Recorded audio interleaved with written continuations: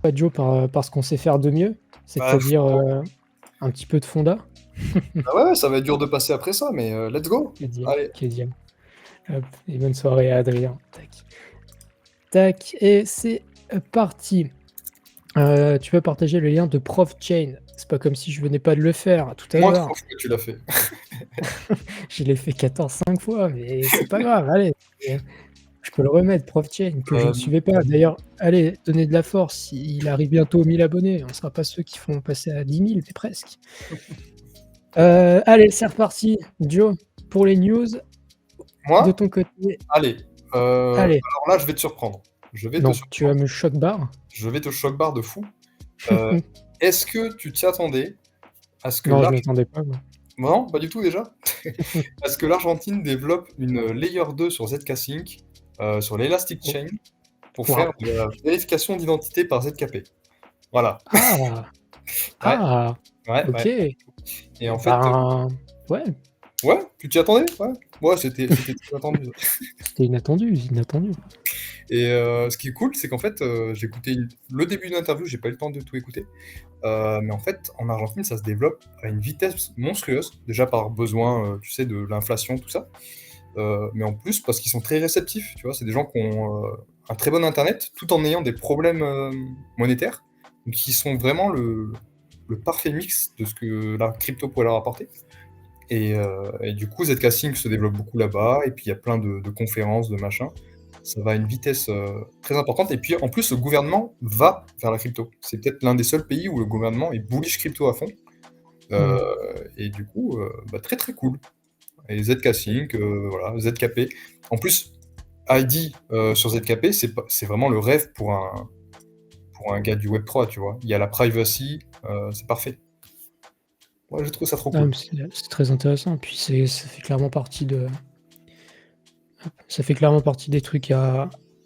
Des trucs à. Comment des usages pertinents sur ZK-Sync. Il n'y en a pas beaucoup, les pauvres. Il faut bien leur donner quelque chose. Ouais, bah en fait, tu sais, David, il racontait qu'il était allé à la conférence là-bas en utilisant Quark ID, qui est pas encore une layer 2, je crois, mais qui fait déjà de l'ID sur ZKP. Et en fait, il est rentré partout avec son iPhone par vérification de ZKP. C'est c'est incroyable. C'est le futur. Voilà, tout simplement. Non, mais c'est très cool. Très, très Ouais. cool. Mais c'est vrai que l'Argentine, votre pays sud-américain, est de toute façon, très, très gros Oui. consommateur. Oui, oui, Très, oui. très gros consommateur de blockchain en général, de crypto. Enfin, relativement, surtout de Bitcoin. Mais ouais, très, très cool. Très, très cool. Hmm. Alors, comment ça, ZK-Sync pas aiguisé, Tom? Petite référence à ma dernière vidéo sur Pipit Review. J'ai la ref où j'ai dit que c'était pas le layer 2 le plus aiguisé d'Ethereum. Bon, comprendra qui pourra, ma foi. Allez, on va continuer, moi, de mon côté. Paf. Tac, tac, on partage son écran, ça peut être utile. Hop, tac. On continue avec des news du côté de Sony. Alors, c'est pas une news spécialement sur Sony, etc. En fait, moi, ce qui m'a intéressé quand j'ai vu la news, c'était de voir plus largement les investissements de Sony en Web3 qui se sont faits de plus en plus importants. Et en fait, on aurait presque pu, alors forcément, une fois qu'on sait qu'ils ont lancé leur Layer 2, pardon, on sait que ça arrive forcément parce que c'est déjà là. Mais en fait, ces investissements chez Sony, ça commence depuis déjà un vrai petit moment, hein. Ils ont notamment acquis le groupe Amber Japan, qui est un exchange crypto, d'après ce que j'ai compris. Alors, je vous avoue que je suis tombé que sur des sites en japonais ou quelque chose comme ça.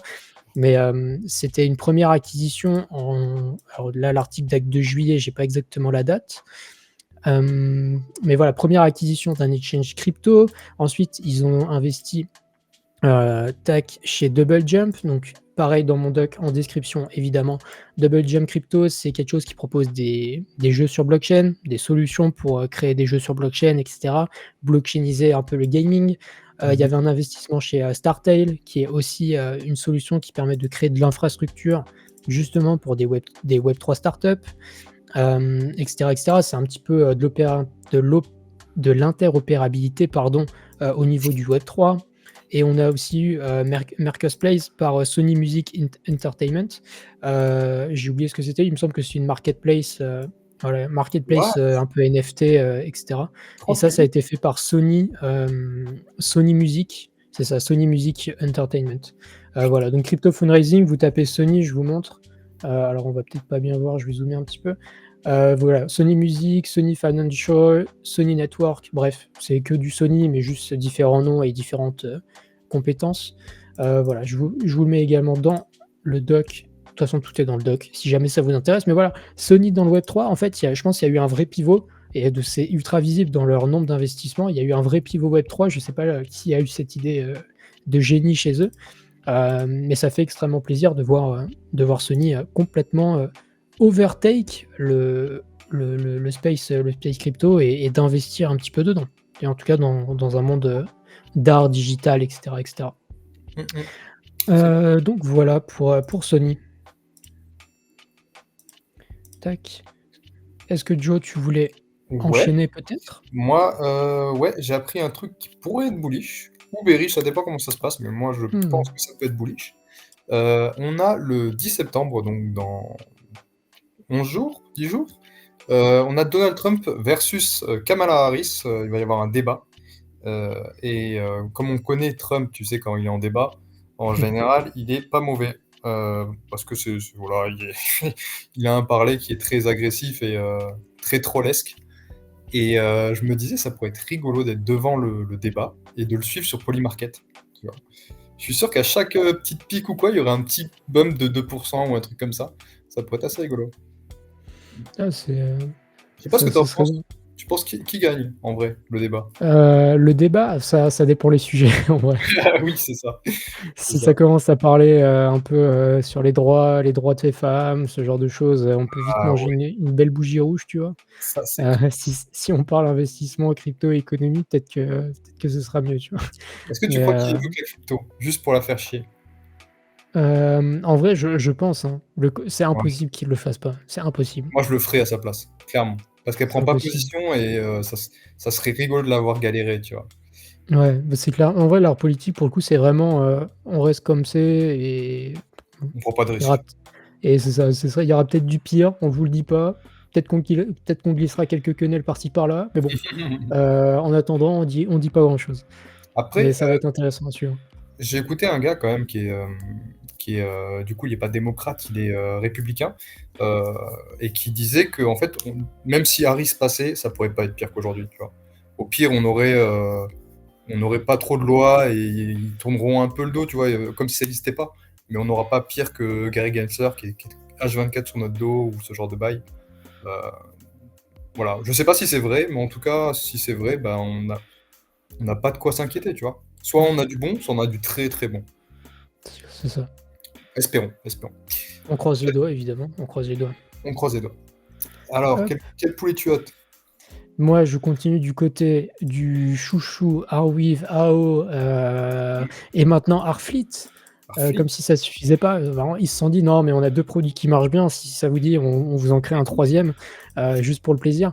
Alors la vidéo du gars est assez drôle, il a un accent, à couper au couteau. Je crois que j'ai l'impression qu'il a un petit accent allemand ou je sais pas trop pas trop d'où est-ce qu'il tire son accent. Mais, le produit Arfleet, qu'est-ce que c'est? Stockage temporaire sur, Arweave en passant par AO. En fait, pour faire simple, il le dit dans la vidéo qui est très, très cool. En fait, il y a des choses qu'on n'est pas obligé de stocker sur la blockchain, pour tout le temps. Par exemple, quand vous développez un jeu, vous n'êtes pas obligé d'envoyer toutes les requêtes pour être stockées à vie sur la blockchain et pour ça, vous pouvez juste avoir besoin d'envoyer la requête et qu'elle soit stockée 10-15 minutes, 2 heures, 2 jours, bref, c'est vous qui décidez et même des cas d'usage où vous avez pas besoin de stocker à vie.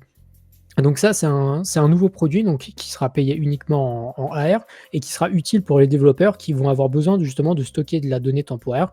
Je pense notamment aux jeux, parce que je sais que sur AO, il y aura un vrai use case autour du gaming, mais ça peut être autour de l'IA aussi, parce qu'on sait que l'IA va être ultra dominante chez AO. Donc voilà, il y a aussi une intégration avec Odyssey. Je vous avoue, j'ai pas extrêmement bien compris de quoi il en retournait, mais il me semble que c'est que du coup certaines vidéos vont être stockées de manière partielle dans le temps, etc., etc. Et je vous ai mis justement tous les processus d'un jeu, par exemple. Donc voilà, du côté de Arweave, ça continue de build. Et c'est juste très cool. Le Bullish AR, encore une fois, et que dire de plus? Bullish AR, encore une fois. Donc Mais voilà, ils ont des produits qui fonctionnent, ils se disent: «Ah bah, si on en rajoutait d'autres», histoire j'ai une question quand même. d'étoffer. Dis-moi tout. Est-ce que AR, c'est pas le ETH et AO, c'est pas une sorte de L2? Parce que finalement, AR aussi avait du stockage temporaire qui a été annoncé il y a pas si longtemps. Mais si AO prend le pas dessus, mais de toute façon, il utilise AR Mmh. pour le stockage. Donc en fait, ouais, c'est un peu une sorte de relation L2, L1, non? Il me semble que ça a que ça a toujours été, annoncé comme ça, hein, Ah, chez AO? que Pas chez AR? ouais. Non, Ah, non, c'était pas Arfleet, ça a jamais été, sur Arweave seul. En fait, pour le faire, il faut passer par des smart contracts parce que, du coup, en fait, tu vas envoyer, tu vas settle un temps et c'est un smart contract et du coup, ah, après, ça va destroy et cetera. Ça va envoyer les infos comme quoi c'est bon, vous pouvez le détruire. Enfin, vous êtes pas obligé de le stocker et cetera et cetera. OK. Donc c'est pour ça. En fait, c'est sur AO, c'est en utilisant AO et settle sur Arweave plus le stockage sur Arweave. Donc voilà. Pardon, je dis, mais la com des vidéos de AO ou de AR, c'est toujours du poulet, hein. Ils sont trop C'est forts. très, très clean. Il y a Très, plein de très clean. petits clins d'œil et tout, il y a des ah, je les adore. Je les adore. Non, non, puis, c'est très bien fait. Il y a plein de et voilà, quand je vous disais que, hop, un premier produit qui marche bien, permanent storage, decentralized compute, deuxième produit qui marchera bien, temporary storage, que dire? Que dire? Ah, incroyable. Ça build très, très fort. Moi, j'ai confiance en eux. Ouais. Heu, the process chez Arweave. Mmh. Hop, Et tu vas pouvoir enchaîner. alors, c'est bon? Yes. Ouais, en parlant de la SEC et de Gary sur notre dos, heu, Mmh. c'est trop drôle parce que la SEC, a a issu une well notice, une well notice, c'est genre, on te prévient qu'on peut porter plainte contre toi.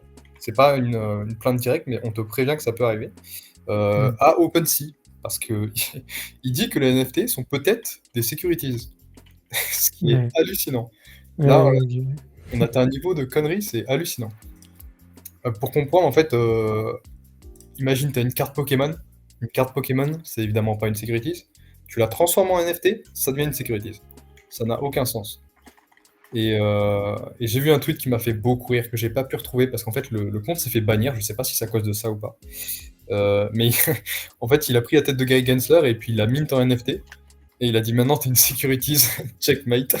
Ça m'a fait trop rire. Mais c'est vrai qu'il casse ses couilles, hein. Franchement, ça a plus de sens, quoi. Vraiment, non, c'est. mais tu vois, c'est un sujet, j'en ai fait un short, pour, donc, tu vois, ça m'a pas surpris parce que j'en ai parlé sur Coin Academy en short. Mais en Ouais. fait, la défense pour OpenSea, elle va être très simple. C'est en mode, bah, pourquoi mon art digital, ce serait une security et l'art traditionnel, il a jamais été régulé? Point Bah d'interrogation.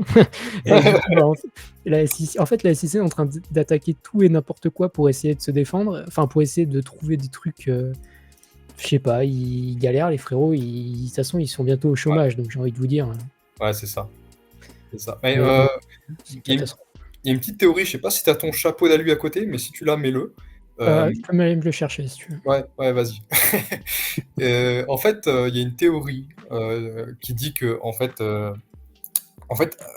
Trump vient de faire une collection NFT, heu, juste là, à l'instant, pour, son débat contre Kamala Harris, où il va mettre, quand tu achètes 15 NFT, tu as un bout de sa chemise qui t'est envoyé avec une J'ai vraie vu, carte.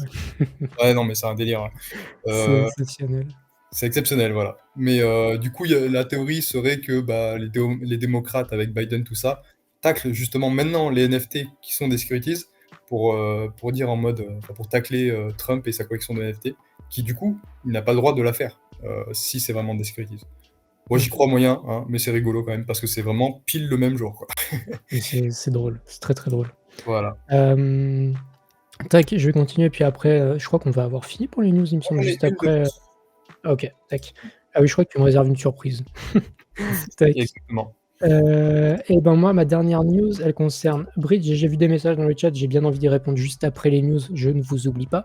Hem, Stablecoin, alors, en soi, la news en tant que telle, alors j'ai quand même creusé stablecoin. Qu'est-ce que c'est? En fait, c'est un produit qui s'appelle Bridge. C'est une espèce de marketplace pour tous les stablecoins du dollar qui puissent exister. J'ai noté dans mon doc de tout ce que j'ai compris. OK, ah oui, non, voilà, j'ai quand même fait mes devoirs, hein, attention, il faut le savoir. Donc là, je vous ai mis dans mon doc, hop, un petit screenshot de ce qu'il faut, retenir le plus. En gros, c'est un layer d'orchestration autour de tout ce qui est, dollar, et en gros, ça permet aux gens et aux développeurs de créer des manières simples, heu, d'intégrer les différents stablecoins, de les échanger facilement et cetera. Je vous avoue que le produit en tant que tel, c'est certainement pas un investissement Web3 parce que pour lever, comme ils ont fait 58 millions, c'est d'ailleurs j'ai pas le round, je crois que c'est une seed parce que j'ai pas vu d'autres rounds. Ouais, premier round. Pour lever 58 millions en seed, c'est que c'est pas un produit crypto et il y aura certainement jamais de crypto. Par contre, ce qui est intéressant, c'est que j'ai une petite réflexion perso autour des stablecoins, donc en dehors du produit et en plus, ce produit-là, alors, tac, ce produit-là, il est intégré dans des choses comme Cheaper qui ont de très belles stats. Vous voyez peut-être pas bien ici, mais on a 5 millions d'utilisateurs, énormément de volume. Bref, c'est pas mal intégré, mais c'est certainement pas un investissement Web3. Par contre, moi, la chose qui m'intéresse, c'est qu'en fait, on arrive, ah non et en fait, il me reste une news après aussi. C'est qu'on arrive à la fin de la narrative autour du dollar et des taux hauts et en fait, on est en train de voir pousser tous les plein de produits autour du dollar, justement parce que à mon avis, les investisseurs et tout le monde sent que les taux vont baisser, tu vois? Et c'est même sûr et certain, donc ils veulent essayer de capitaliser rapidement sur des taux à 5 à 5 avant qu'ils tombent à 3 à 4 à 3-4 par exemple. Et on arrive vraiment sur le endgame et moi, c'est surtout ça qui m'intéresse, c'est qu'à partir du moment où on baisse les taux, vous savez ce qui se passe. Crypto Sapiens sait ce qui se passe. Mmh. Ça va beaucoup, beaucoup plus haut et voilà, pas de copiam ici, bien sûr, hein, le copiam hebdo, on se refait pas. Mais voilà, quand on voit autant de projets qui se lancent autour de l'USD et cetera pour essayer de capitaliser rapidement et autour du dollar, à 5 c'est clairement qu'on arrive dans un top de narrative, si on peut appeler, la narrative un peu dollar, yield sur le dollar. Enfin bref et en plus les 2 là, qui ont build Bridge, pour votre connaissance perso, c'est des mecs qui ont un gros background, chez Coinbase pour celui de gauche, chez Airbnb pour celui de droite et j'ai regardé la boîte sur LinkedIn qui a, 50 employés et il y a énormément de gens qui viennent de chez Coinbase et leur produit est utilisé par SpaceX. Voilà, voilà. Je sais Ça pas va, si mais j'ai trouvé ça cool et moi ce qui m'intéresse, c'était de vous parler justement de ce endgame autour du dollar qui va très, très vite, mmh. send it to zero. Ouais et puis, c'est un truc dont on parle pas parce que, ces entreprises n'ont pas de token évidemment. Enfin, elles en ont, mais dans la TradFi. Mais en réalité, tout ce qui est, stablecoin, c'est un business monumental qui vient d'arriver. Faut te dire qu'avant, tu vois, tu avais les banques qui utilisaient notre argent et ça demande des employés, ça demande beaucoup de communication, tout ça. Tether, ils appuient sur un bouton, ils impriment à fond. Après, ils vont faire prêter ça et ils gagnent des sommes monstrueuses avec très peu d'employés. C'est un truc qui a été jamais vu auparavant et les gens commencent à se rendre compte que c'est vraiment le meilleur business du monde. Et Être Tether ou Circle, c'est monstrueux, en fait. c'est ça et dites-vous Tether fait 5. Alors ils font pas 5 parce que je pense que la totalité est pas directement ils ont une partie en cash et cetera, mais même s'ils font que 4,5 il y a 120 000 000 oui, c'est ça? Oui, il y a suffisamment de zéros, je crois. Oui, c'est ça, 120 000 000 d'USDT, donc 120 000 000 de dollars émis par Tether et ils touchent 4 sur ces 120 000 000. Voilà, mais pour faire tourner Tether, il faut pas avoir, toute une équipe, hein. Un mec Ouais, qui gère un smart contract et 2 gars en slip sur un site et c'est rideau, tu vois? Tether, ça tourne, ils ont pas c'est ça. besoin de plus. Donc Non, c'est c'est vrai, monstrueux. les bénéfices par employé de Tether sont tout simplement exceptionnels, hein. Je Bien crois joué que à c'est eux. fait 1 milliard en 3 mois ou un truc comme ça. Ouais, ouais, mais Ah, c'est monstrueux. les stats sont folles. J'arrête la crypto, je me lance dans un business de stablecoin à ce C'est niveau-là. clair. Mais imagine, ils ont un token. Franchement, un token Ce serait Revshare, drôle. Balls deep. Ce serait drôle, ce serait drôle. Non, c'est impossible, mais bref. Donc Ouais, voilà. et du coup, mon petit poulet, je pense qu'il va te plaire, mon poulet. Je pense. Oui, send it. Send it. Alors, je vais te laisser deviner ce que c'est, OK? Alors, Ah, si t'as pas lu mon tweet. non, j'ai pas vu. J'ai Bon. absolument pas lu. Parfait. Scroll? Ah non, Sorel Labs. Ah, mais tu m'en as parlé en off. Je sais pas de quoi Oui, mais il je sais pas ce que s'agit. c'était. Non. Sorella. Je Qu'est-ce vous que ça laisse pourrait quelques mettre? secondes, s'il galère pas. Mempool. Euh, Bah, c'est de la Mempool Highlight, c'est sur quel. Ça a l'air d'être sur ETH, j'imagine. c'est sur ETH et en fait, c'est le Ok. block builder. C'est les block builders qui Oh, vont waouh. construire les blocs en real time. Ah, ok. Incroyable, hein? Et Oh. si tu fais attention, il y a un truc qu'on peut voir, c'est que, alors c'est pas lui, parce que du coup, tu as pas beaucoup de block builders sur ETH, tu en as, genre, 24 ou 32, 24 je crois. Et en fait, tu en as qui monopolisent, le block building. On va les voir passer, alors là, c'est en Amérique, mais en fait, ils sont au Japon, les 2 majoritaires. Hem, En fait, pour expliquer aux gens, c'est que sur ETH, tu as des validateurs qui valident des transactions et tu as les block builders qui, en fait, comme des Lego, vont construire, les blocs dans la façon dont ça les arrange pour gagner la MEV. La MEV qui est la Max Extractable Value. Donc ils vont créer des priorités et, essayer d'en profiter, tu vois. Et du coup, on peut voir donc tous les block builders qui font ça dans le monde, en real time. Et normalement, tu vois là, quand c'est Titan et Beaver Build, c'est vraiment un peu ceux qui concentrent ce pouvoir-là. Et en bas, on peut même voir combien ils gagnent. Donc là, par exemple, ils ont fait $6 en MEV et Rentable. rentable. Là, ils ont perdu de l'argent, mais après, ils vont en regagner, hein, et en fait, ici, tu vois même, du coup, parce qu'il y a de la bonne MEV et il y a de la mauvaise MEV. Il y a celle qui profite vraiment de vous et il y a celle qui vous aide à avoir des liquidités profondes, on va dire. Ça doit Euh, être. voilà, mais ça reste minoritaire. Voilà, on a les JIT Sandwich, c'est l'attaque sandwich, par exemple. Sandwich là aussi. Je sais pas ce que ça veut dire JIT exactement. J'ai pas de dig. Mais voilà, Atomic Arbitrage, par exemple, c'est justement pour avoir des liquidités profondes, pour avoir une bonne DeFi. Et, euh, et c'est hyper intéressant. Je vais pas me lancer là-dessus sur la MEV ce soir, mais un jour, c'est très intéressant. Si jamais vous avez de l'aspirine de côté, mais c'est un très gros sujet sur ETH. Très passionnant. Ah, mais c'est très cool. Très très cool. Et vraiment, je suis scotché par le site. Hein. Je pourrais le regarder pendant des heures. Ah, mais le site est clairement quali, hein. C'est Ouais, intéressant. voilà, voilà. Tac.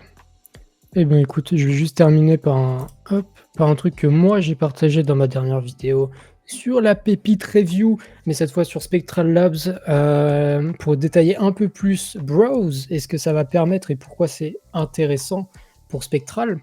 Browse, ça, c'est le diminutif, je voulais noter ici, de Back-end Resource for Optimal Service.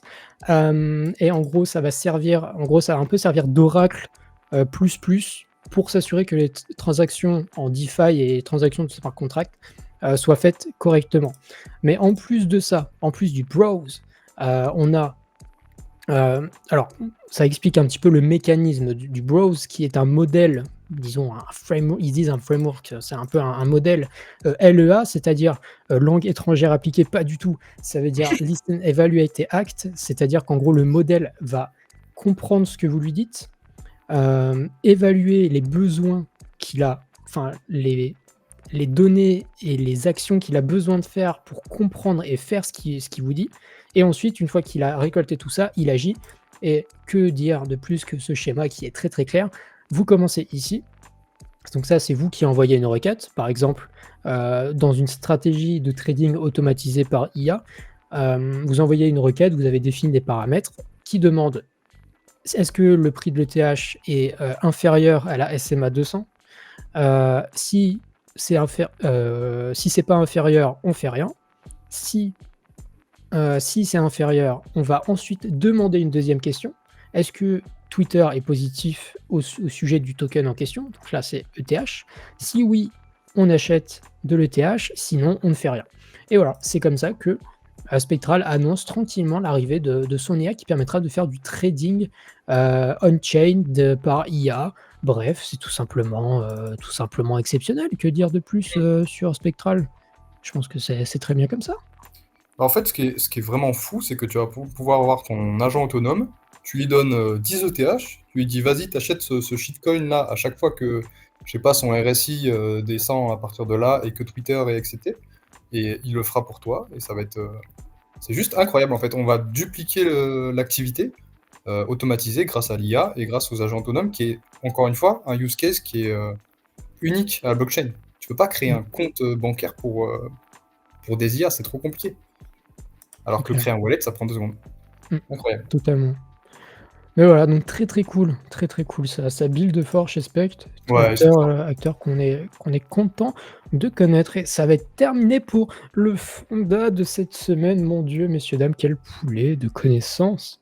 Comment ça, terminé Profanda? Attends, j'en ai plein encore, hein. Mais c'est pas Ah des news. mince, Oui, c'est c'est pas des des news. news. Ah oui, pardon, c'est les news qui sont terminées, Oui, oui, excusez-moi, oui. pardon. Ça y Le est, déjà lapsus, fini. le lapsus, pardon. Je voulais juste reprendre un tout petit peu le chat, étant donné qu'on avait fait un bon tunnel avec Adrien de Crypto Sapiens. J'en profite pour vous rappeler de vous abonner à la chaîne YouTube Decrypted, de soutenir juste avec un petit like, un abonnement. C'est la seule chose qui nous fera plaisir et c'est votre seul soutien. Et voilà, évidemment, de regarder la rediff et le GDoc en description de la rediffusion avec tous les liens utiles et tout ce qu'on a pu dire pendant ce live. Mmh. Qu'est-ce que j'ai pu rater dans le chat? Qu'est-ce qu'on a? Moi, j'ai oublié de dire, le Gensler qui est mint en NFT, ça vient de Patate Douce, hein. Je l'ai vu dans le chat, c'est lui qui avait partagé ça dans le privé. Donc merci à lui, ça m'a fait beaucoup rire. Et en plus, ce post a été supprimé, donc je fais partie des heureux qui l'ont vu. Très drôle. AR est là pour rester, ça se ressent fortement exactement. Il tend vers la profitabilité, nous dit Ilyes. Et justement, je voulais vous montrer ça rapidement. Enfin, non, je vais pas vous montrer ça. Si, allez, on se fait 3 secondes. Tac, l'Explorer de Arweave, Explorer de qualité. De En fou. fait, si on prend les data upload par jour et même par mois, que l'on multiplie par le stockage, le coût de stockage, donc 0,75 AR par giga de stockage, posté, en gros, ça nous donne autant, enfin, ça nous donne suffisamment d'argent pour que le réseau soit sustainable dans le. Et c'est autant que l'inflation de mémoire, l'inflation qui est devenue extrêmement faible, qui est ridicule. Ouais. Mais voilà, ils tendent vers la profitabilité, mais la rentabilité même. Donc bullish, hein, la stat d'Arweave là, ils arrivent à 200 téra de données bientôt. Dans quelques mois, ce sera le cas. Donc voilà, pour Arweave, un petit tour sur l'Explorer, ça fait jamais de mal. Et si D'ailleurs, jamais vous voulez comprendre oui, Arweave, j'ai fait une excellente vidéo sur le sujet que je vous mets évidemment dans le GDoc et dans le chat. à chaque fois, tu l'envoies 3 fois. Quel connard. Bref, moi qui viens de passer la journée là, à voir 50 Explorers de cons, franchement, ça fait du bien de voir un bon Explorer parce que j'en ai marre de ces projets qui ont des trucs à cacher, je pense, qui prennent pas 2 secondes à. Tu vois, tu donnes même pas 5000 balles, tu donnes 2000 balles à un gars, il va te faire un bon Explorer, tu peux voir tes datas. Et non, vraiment, là, sur les 50, je pense qu'il y en a 30 qui ont des Explorers qui sont éclatés du cul, quoi. Ou pas du tout, qui en ont même pas du tout, des fois. C'est clair. Ah, c'est Genre chiant. par exemple Polkadot. Enfin bref. Ouais, non mais. On doit Bon le dire. bref. Ouais. Bref. Alors, je rejoins le direct. Un jour, vous pourrez faire un point sur Chainlink. Euh, pff, non. Pas grand chose à dire en vrai, hein. En vrai, c'est de l'infra. Le token n'est pas vraiment intéressant. C'est un produit qui est très utile. Ça, je suis C'est un géant d'accord. quand même, Et quoi. Ouais. c'est même essentiel. C'est un backbone. Par contre, le token en tant que tel l'est pas. Voilà, bon projet, mauvais token. Et est-ce que Joe, ce serait pas la magnifique transition pour parler de TIG? Yes, yes, yes, Ah, yes. tu l'avais pas vu venir celle-là, je pense. Bah, j'allais partir sur Aerodrome, mais Tic, ça me va très bien aussi. Il y a juste Nomad qui me dit l'explo de Theta, il est pourri, il me semble, clairement. Mais il n'y a pas que l'explo de Theta qui est pourri. Je te laisse Il y a tout, il y réfléchir a, là-dessus. il y a tout Euh, état à méditer.